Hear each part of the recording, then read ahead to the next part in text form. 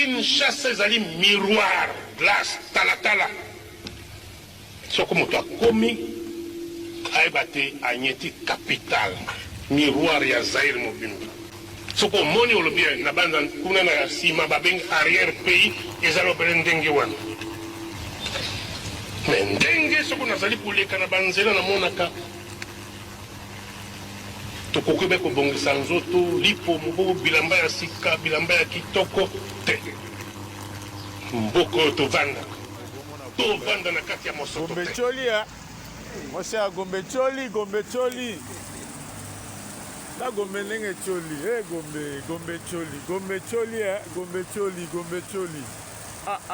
Moussala Baito Sala même pas un mois tala. Batera Seigneur c'est Choli, nous sommes à Gombe la Royal. Pour dire moi la tête, Karenzini, pour dire moi la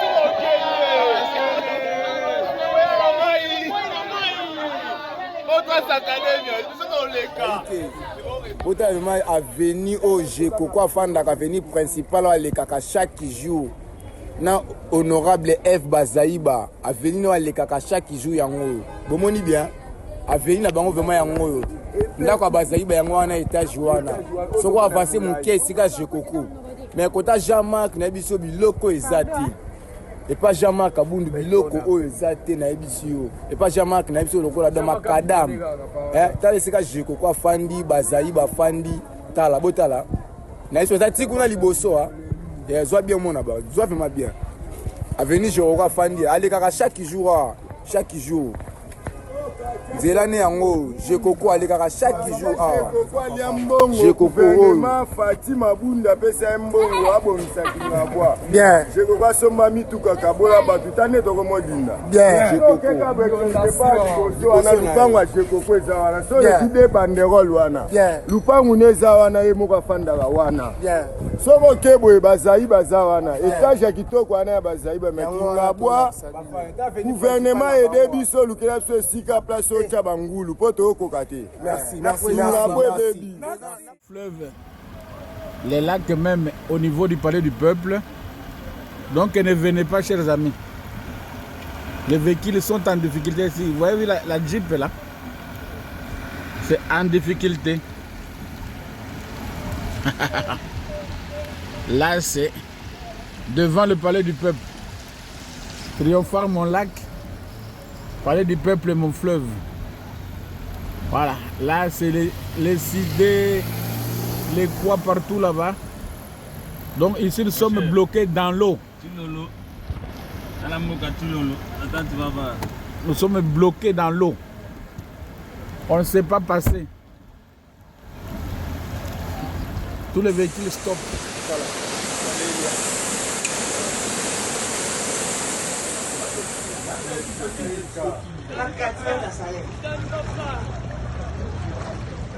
RDC. Ça c'est la RDC. Je vous présente la RDC. Mbokeleng. Qu'est-ce à côté, palais du peuple. La centre-ville. Oh, c'est la centre-ville. Palais du peuple. T'as passé les coins là-bas. RDC. En tout cas.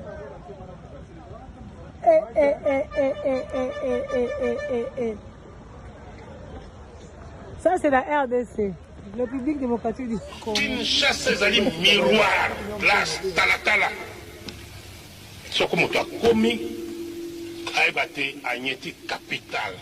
Miroir ya Zaire. En regardant ces images, il y a certainement des gens qui murmurent ah bien peu besoin exagérer.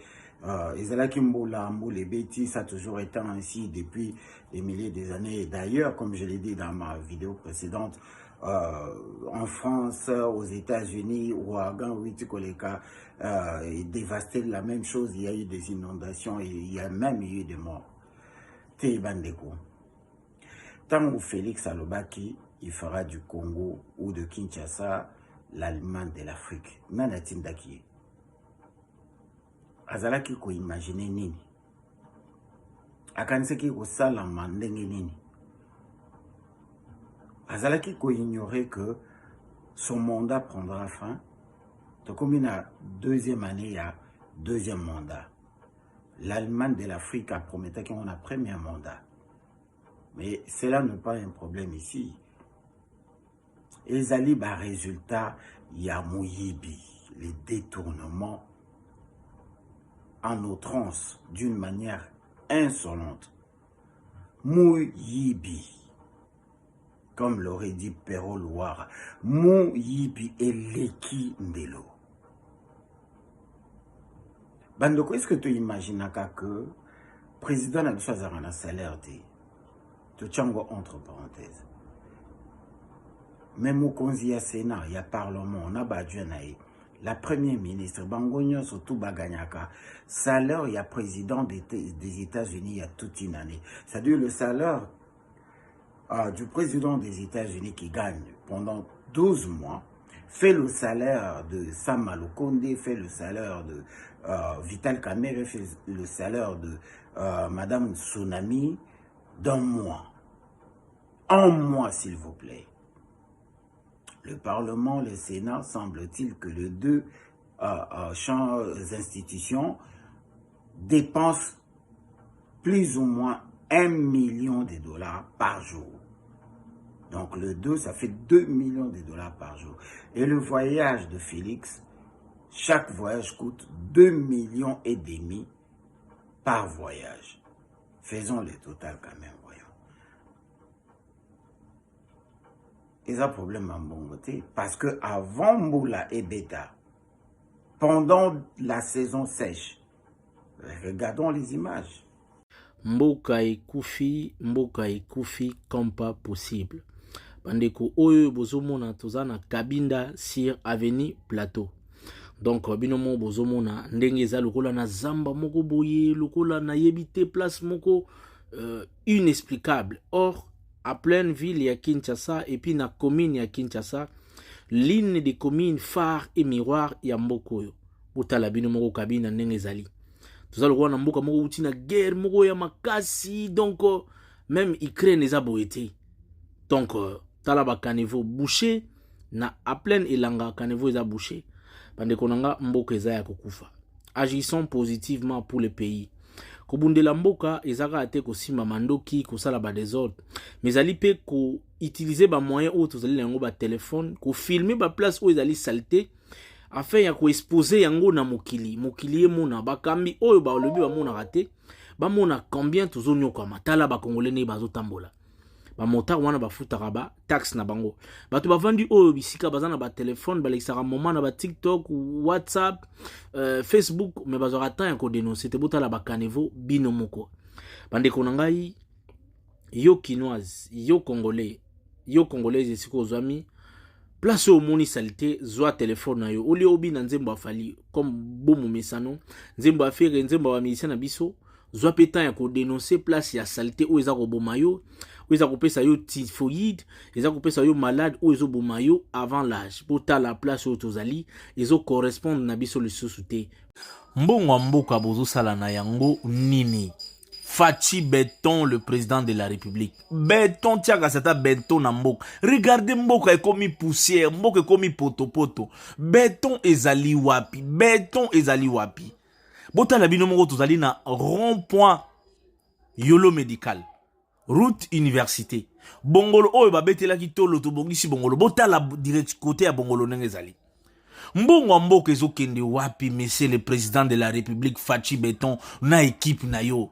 Osa Béton, mais mboka comme poto. Comment ça s'explique? On t'appelle Béton, mais t'as l'amboka. Il n'y a pas Béton. Mais au moins du Béton, kasi batu batambola à l'aise na banzela. Yosa mwana limité. Nzela o ememi vers limité. Financé à la hauteur, il y a 25 millions de dollars, s'il vous plaît. na bandeli 25 millions de dollars ebimaki kaka po bakunda mabulu na ville ya Kinshasa. E ben botala bino moko awa na mati na moto banda terminus ya Mbodi nazo tambola na mema bino tina magasin. Après biso na bino elongo to compter combien de mabulu oyo ezali na nzela na ngai. Nasali effort na compter bongo plus de 486 mabulu, 486 trous oyo nga na réussir ko compter. Naza sûr que na compter koutunion sauté. Mais ministre il y a infrastructure à lobby que projet na yé topé projet où yazaki copiloté ezali bongo réalisé à 90%. Ba dekisa ki mbongo nyonso esengela ki ba dekese bolanda ye ninga uti oloba awa. En ce qui concerne le projet Kinshasa Zéro Trou, le taux de décaissement de fonds pour le premier lot a atteint le 100%. L'état physique d'exécution au 13 août 2022 a quant à lui atteint 96%. À Lobinaye et puis Binomo Boyoki. Ici, il est question de Guy Saro, un ministre rwandophone, qui est notre ministre des Infrastructures, qui en même temps est le cofondateur de l'association Isoko, qui se base sur le principe de l'article 7 des accords de l'Émirat qui stipule la nationalité congolaise sera accordée collectivement à tout camarade Munyamulenge et tout autre citoyen des nationalités rwandaises résidant au Congo, RDC, un sujet rwandais dont le père était le fondateur de cette appellation, Banyamulenge. Aujourd'hui, marié à une cousine de Félix, semble-t-il, il vient de briguer son second mandat et dérobant plus ou moins 25 millions de dollars, sans être arrêté ni inquiété.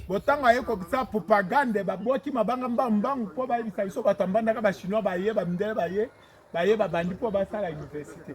Université ngo depuis pe akende propagande to voter 100%. Tala université ngo mabango babwaka ki ya moderne oyo. Bato bakoya ko utapoto ba kotanga wa basa misala yango zambo munene oyo bashi oyo kwei basho basalaka ya projet balakisa so market pona totala université ngo tala université nde yango bien. Oyo mabango elali oyo ta yango oyo tala makambo nyonso tu université yango banga basela biso mabanga oyo esika bana bakotanga oyo eza université oyo bokokatisa soki bomoni yango oyo université te oyo ezalaki la voie d'Isaïe tanga Mobutu tanga mosusu bokokatisa université yango oyo te ezalaki la voie d'Isaïe ekufwa mais tala université oyo anyaki asalela biso yango oyo. Kinshasa ezali miroir, glace, talatala. Soko moto akomi ayeba te anyeti capital. Mbongo ya mboka bozosala nango nini? Bandeko bozomona toana masima nimba te, toana idiofa te, toana bumba te, toana ikela te, toza na Kinshasa, plus précisément na Bandal. Un samedi mokolo ya Salongo. Bangomba o bozomona da poubelle saleté. Saleté leki na mboka service ya hygiène. Typhoïde batu bazako kufa. Ba restaurant o bozomona ona ba malewa o ba congolais baliaka tongo midi pokwa. Pembeni ya poubelle saleté solo wana malewa o batu baliaka. Bakambi ya mboka bourgmestre ya commune ya Bandal. Tozana mola en face bozomona awa avenue Ngiringiri. L'association de lutte contre la corruption, ALCC en sigle, porte plainte contre Madame Kabedi Malangou Marie-France, gouverneure de la Banque centrale en RDC. Elle accuse de détourner plus de 27 millions de dollars. Vous savez, comme dans tous les films des mafias, il y a toujours un complice russe. Vous savez, pour pimenter un peu les films, les méchants. Ici, notre complice russe, ce monsieur Nikolov Kazadov, Azanga Kate toujours, Yazanga, un film est bon gâté. La star, il y a fois à la caca. Donc voilà, et cette fois-ci, il y avait des audios. Et selon ces audios-là, des échanges entre Madame Kabedi et monsieur Nikolov Kazadov, ancien ministre des Finances. Et selon ces audios-là, Monsieur Kazadov dit à Madame Kabedi, Madame, il faut sortir, tu dois me sortir 400 millions de dollars d'urgence pour des prétendus 1000 forages. Et là, Madame Kabedi dit, alors, va répondre à Kazadov. Mais Kazadov, tu sais, c'est une grosse somme d'argent. On ne peut pas sortir une telle somme d'argent comme ça d'urgence. C'est très compliqué. Et là, Kazadov alors répliqua. Madame, use de tous tes pouvoirs pour sortir cet argent parce que c'est urgent. En plus, tu auras les 10% de cette somme d'argent. Et là, en ce moment-là, Madame Kabedi était tellement motivée et va sortir une première tranche, donc des 147 millions de dollars. Et cet argent va directement dans un compte inconnu à la Robank de M. Nikolov Kazadov. Pour une deuxième tranche, alors là, Madame Kabedi dit encore à Kazadov, Kazadov, tu sais que je prends beaucoup trop de risques, je risque vraiment ma peau en faisant ça. Donc, il me faut une augmentation. Là, Kazadov va lui dire, t'inquiète pas, madame, je vais t'augmenter de 2%. Donc, cette fois-ci, tu auras 12% de cette somme d'argent. Et là encore, madame va sortir maintenant une deuxième tranche de 87 millions de dollars. Gouverneur ya ville, province ya Kinshasa, vice-gouverneur, bourgmestre, misala na bino bozo sala eza nini chaque fin du mois bozo ra salaire. Tala Kinshasa eza lokola na yebite mokili na 2400 avant notre existence. Soki to lobby o tozo loba. Mboka ya bino moko bozo sala ngo comme si oza locataire na mboka na yo moko. Commune ya Bandal, recensement kaka chaque jour mbongo bimaka combien ya ba taxe. Tracasserie ba policier na nzela ukangaka bana moto ko déranger bato ba futa ba taxe. Mais service ya hygiène ezali wapi pour na remettre propriété na nzela. Oyo boulevard ya 24 novembre. Avenue du 24 novembre, yango Fati Béton, le président de la République. Béton tiaga sata béton na mbok. Regardez mboka e komi poussière, mboka e komi poto. Béton ezali wapi? Béton ezali wapi? Glace, talatala. Soko moto akomi aibate anyeti capital miroir ya Zaïre Mobimbi. Comme vous venez de suivre, là tokolobela mboula, tokolobela ouragan, tokolobela catastrophe naturelle, tokolobela mégestion, incompétence et namoyibi. Catastrophe. Didier Boudimbo, Eteni Longondo, Moto ya IGF, tous sont les mains qui volent pour le chef. Kakaboué, Mboka Oyo. Merci na maman Leti Baba. Merci na maman Lidi Tunga. Merci na Ben Katonga na Pape Noir. Nous avons un sérieux problème. Moi, je ne fais que parler. Merci. Kinshasa ezali miroir, glace, talatala. Soko moto akomi aibate anyeti capital miroir ya Zaïre Mobimbi. Soko moni olobi na banda kuna na sima babeng arrière pays ezalo belendenge wana.